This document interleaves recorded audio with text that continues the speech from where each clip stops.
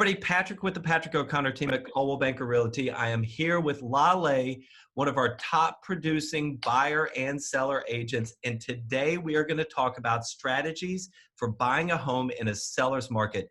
And really, we're just going to go back and forth and kind of talk about our experiences, our best practices, what we've done to help our buyers.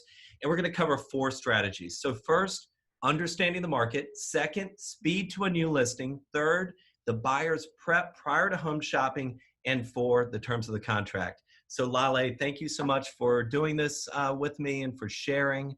Excited to talk to you this morning. So first of all, understanding the market. Lawleh, what are you seeing right now in our market?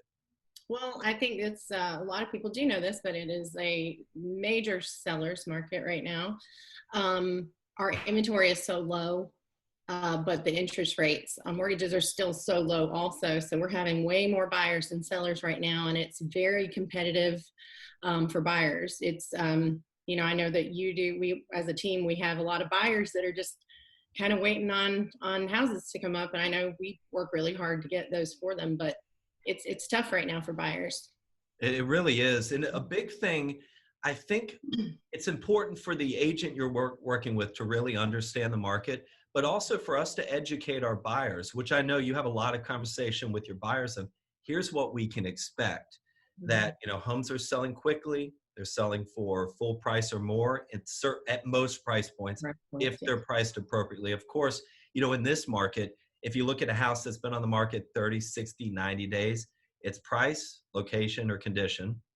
But if you get it right when a property is listed at the right, you know, market value or slightly above, and we're seeing prices start to climb, you hit that right price point as a listing agent, as a seller, you're going to attract a lot of buyers. So the first thing is, and I wanted to mention this, something I've seen lately, and I know you've seen for your listings, multiple offers, many situations of multiple offers. What's the most you've seen? Oh, well, the first day on the market, one of ours had 22 showings and 15 offers. And I mean, it was a beautiful house in Lexington, great price point, but I mean, that's not that uncommon. I mean, every other one has been not that far behind them, at least under 200,000 and some of them above. Yeah. I know I saw one at the $500,000 price point where we had in the first day, 12 showings, 7 offers. And the one that actually the buyer that won the property said, I'll pay $9,500 over appraised value just to get the property. Now that's something that typically, you know, we don't see in South Carolina. That's more of a California, New York, Chicago thing.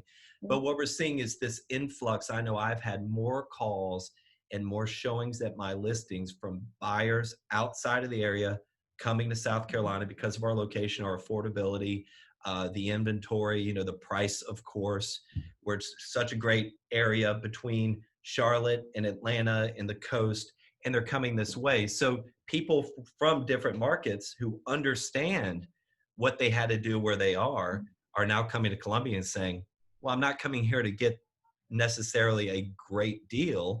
I'm coming here to aggressively home shop because they have to, because of the current market.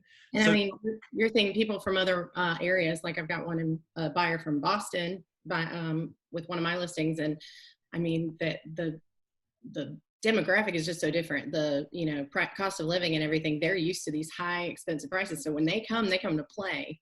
Yeah. And for our buyers that are located here need to understand that they have to be competitive because these are the people they're competing against too.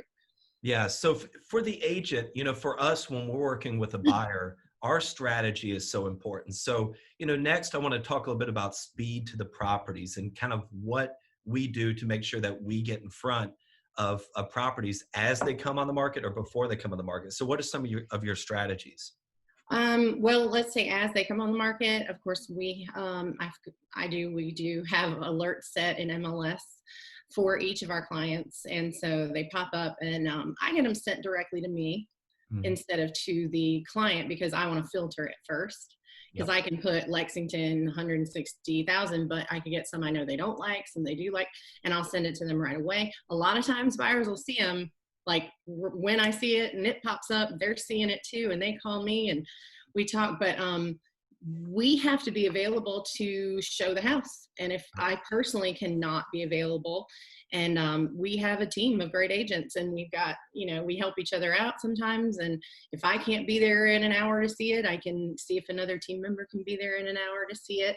And that's one of the best aspects of being on a It is. team, is that ability to, a team is always going to be able to do more than an individual, to have that Absolutely. support and that help. Absolutely. And I feel like that has really helped this year, especially being on a team, because it is, I might have an appointment and can't get there, but I don't ever want my schedule to be the reason that my buyer didn't get a chance to see a home. Yeah. So, I know one thing I think is worth mentioning that I've been doing lately is when there's a lack of inventory in an area, and you mentioned it, we have buyers that are sitting on the sidelines or in temporary housing waiting for the right property to come up. So we're sending letters to neighborhoods where we identify, okay, this section of the neighborhood or this neighborhood is one we have a buyer is interested in. We'll send handwritten, hand stamped letters to everybody on that particular street, that particular section, or maybe the entire neighborhood saying, hey, we have this buyer who is pre-approved through this local lender. They're yes. looking in your neighborhood in this price point for this. And we even, with the buyer's permission, will highlight Mr. and Mrs. Black are looking for this. Yeah, we have real people. Oh, it's amazing. And that has brought so many opportunities to our clients recently. I know you're doing a lot of that as well. I am. And also, I think it's good, you and I and the rest of our team, we have a lot of really good relationships with other agents in the market, a lot of agents in the market. And I know that, if I have a client who's looking for something in a certain neighborhood, and I know an agent who sells a lot of houses in that neighborhood or lives in that neighborhood, I'll especially, reach out to them. But I feel like, we do a good job of reaching out to a lot of agents. If I've got a client looking for something and I know they need it right now, and I'll say, hey, I'm looking for something like this. Do you have something coming up? And that way, like, we're one of the first people to see it, because, right, we know, okay, we have a relationship with the agent, and as soon as it hits the market, like, we get in because we have those relationships. Or we get in a little before it goes on the market. Well, we don't do anything like that, but no, we do. Yeah. Yes, we do. Sometimes we get a sneak peek, an exclusive sneak peek for our buyers. And I know I had that happen with some out-of-state buyers. They had another agent. They were actually unhappy with their agent, reached out to me. And I went out of my, went off of the MLS. So I want to see stuff. I want to show them, like, I can find stuff for you. You can't just see online yourself. Absolutely. So I'm, finding houses for them. I found a beautiful house. It was exactly what they wanted. Got them in there, counseled them on how to make the appropriate offer to get it. And I mean, they got here exactly when they wanted to from Missouri, and moved into the beautiful new house. And we wouldn't have even had that opportunity if I hadn't reached out to certain agents. Absolutely. So let's talk about the prep the buyer needs to make in advance, getting the pre-approval. And if you could share, for everybody, the difference between a pre-qualification and a pre-approval. Well, I'm not a mortgage lender, but I will say my impressions of a pre-qual and a pre-approval, because I'd love, for mortgage lender to explain even further. But a pre-qualification is basically based on what the buyer tells the lender. So, they're going to say, my credit score on Credit Karma is this, and, this is how much I make, and, these things. And they do the pre-qual based on, that. And there's nothing wrong with that. People get that all the time when they need something quickly. But if you have a pre-approval letter, that means the lender's actually done a little bit of research. They've actually pulled your credit. They have, found out other elements, your debt to income, your DTI, your debt to income, and, maybe your salary and stuff. So they can actually speak more to exactly what you are pre-approved for. And that looks a lot better for a, seller to say, this is a strong candidate, and maybe a little stronger than this pre-qualification letter, because we know that this is, further in the process. Or, I don't know, sometimes I've got lenders that can do conditional approvals, like they go a little bit further into the process. so we can close even sooner. There's a lot of really good benefits to talking to a lender ahead of time, being prepared. And a Um, local lender. I mean, there's and a great little- lenders everywhere, but finding right, somebody local who understands this market. right. And we have relationships with mortgage brokerages here in town. And we know like they're going to find the best rate. They're going to work very closely and personally with us, with the client. They work really hard. I've seen some lenders that, I mean, the ones we work with have done extraordinary things to help our clients to get the home they want, get it closed on time. But I mean, I've had lenders call listing agents and had that happen to me on the listing side, where a lender, a local lender that everybody knows and trusts will, you know, call me on the listing agent and say, this person's got a really strong pre-approval, they're a great borrower, and you know, they're slam dunk, they're going to be fine. And that helps because we're That's going in there additional blind looking at information. 10 Absolutely. to 15 offers, and that's going to give someone the edge if there's, you know, they have a good lender who is pre-approved or conditionally approved them to buy the house. It goes a long way. And a call definitely goes a long way. It does. Even an email from the lender saying, this person is solid. This is, you know, they're this pre-approval. I've looked into them, credit, income, assets. It's all Exactly. good. It carries weight. And something I think that some buyers don't understand is you have to have a a pre-approval, proof of funds, something like that when you make an offer. Yeah. You know, some people I will say, oh, we'll just make an offer and see, and then I'll get approved. And I'm like, no, you have to have this to send in.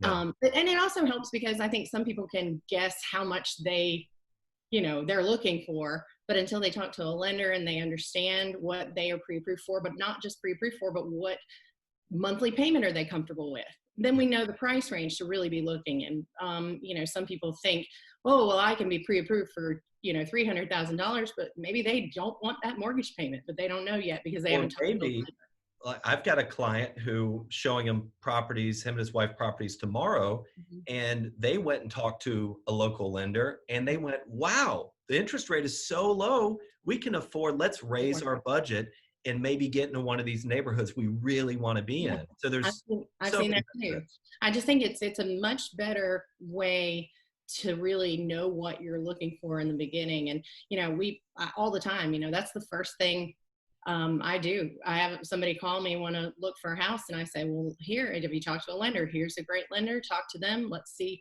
you know, what they say and what price point you are comfortable with, and then we'll go from there. I mean, it just being prepared is so important right now, especially because you want to be the offer that the seller wants to take. So you want to be as strong an offer as you can.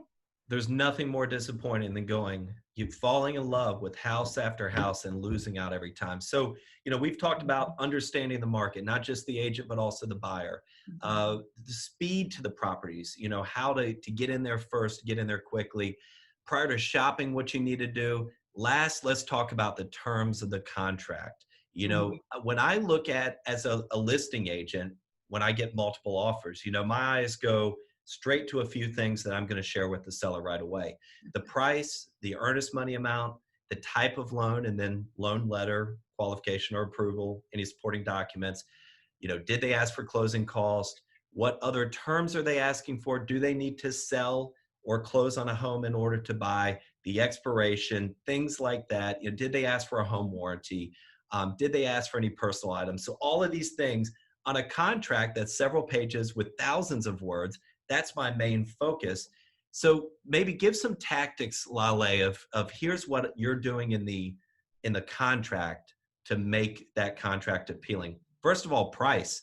In this market, at most price points, you need to expect to pay list price or a little over. We're not California, we're not going 50,000 over, but I've seen many cases where, you know, 1, 2, 5, 10 over list. What are you seeing and how are you preparing your offer? Well, I mean, you know, we used to, I mean, this is something you and I talked about in the past, where we would say, you know, if you want to get a strong offer in, you know, there's multiple offers on the table, you go in with, you know, either full ask or $1,000 or so over. And now, I mean, we're seeing, you know, on both sides as a listing agent. I've had one that sold for $21,000 over. You know, that was a certain case because it appraised well. But I mean, 10,000 is not unrealistic right now to go 10,000 over. Yeah. You know, you things down the line, you talk about appraisals, and that's something I prepare my buyers with too, about appraisals later. But I mean, we're seeing such a competitive market that every time something comes on the market, I just say, listen, this is, I mean, yeah, just prepare for multiple offers. Yeah. Whether they have it yet or not, I know they're going to. You know, I always ask, but you know, they're going to get multiple offers on it, especially certain neighborhoods, certain areas, certain houses. But yeah, definitely price.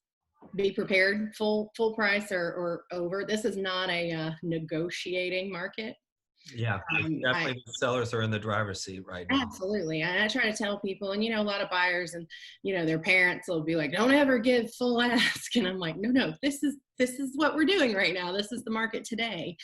You know, So one thing price is that I've definitely been telling some buyers is, look, if it's worth, and you know, I think this is a really interesting thing to talk about. What is that magic number? If you're going to go over list price, what is that magic number? Should we share what our magic numbers? I think it's between 1,500 and 2,500. You think so? I think in my experience, you know, right now we've gotten about a dozen buyers, personally, me and Hannah, under contract in the last 30 days, most in multiple offers, if not all of them. I don't think we've had one that hasn't been multiple offers. Mhm. And we tell our buyers, look, if you love it, if this is the house you want, we know there's gonna be multiple offers. We Mhm. know this price point. The home is worth it. It's worth another 1,500 to 2,000. Yeah. Because I think, go oh, ahead. sorry. Well, I was going to say that definitely depends on the price point, but also it depends on how the listing agent priced it, Yeah, uh, yeah. or you know, the seller priced it. And I think that we are in this so much and see it every day. Like we can tell you, like, I think it's going to appraise here or appraise there. You know, I know you and I look at things while we're pricing houses that way. Mhm. You know, if I think this is good, you know, they priced it a little low, I think it'll price for $10,000 over, then maybe that's safe to do. But I think actually, even more importantly, sometimes would be whether you're asking for closing costs or not. Yeah, yeah. Because as a seller and a listing agent, you know, we might have 10 offers and 8 of them need closing costs. Mhm. And so you can, you know, send me $10,000 over ask and ask for $5,000 in closing. Well, wherever it appraises, that buyer still isn't going to have that $5,000 for closing costs. And so you don't want to get in a sticky situation later. So to me, a cleaner offer is, you know, always going to be a little bit ahead as far as these over ask Yeah. offers. I know that sellers, it's just, you know, you feel more comfortable going forward as a seller if you don't think you're going to be holding the bag for some closing costs later on.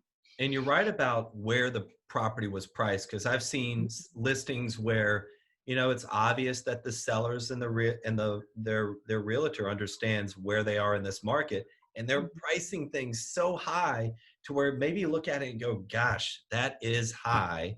Maybe this time we don't go for over ask. We give them what they want, which we know is maybe slightly or very above what we think is market value Mhm. based on sales in the last year, but we're not going to ask for closing costs. Or maybe we're going to go up there, but we're going to ask for closing That's costs. the closing You costs. always risk, you know, losing out. You know, I think another big thing is the other terms section. You know, are you asking for all appliances? Are you asking for Mhm. personal items? Which I think right now, personal items a big no-no unless you're saying, hey, I'll give you $1,000 for that couch or something Yeah, something like that. insulting, significant.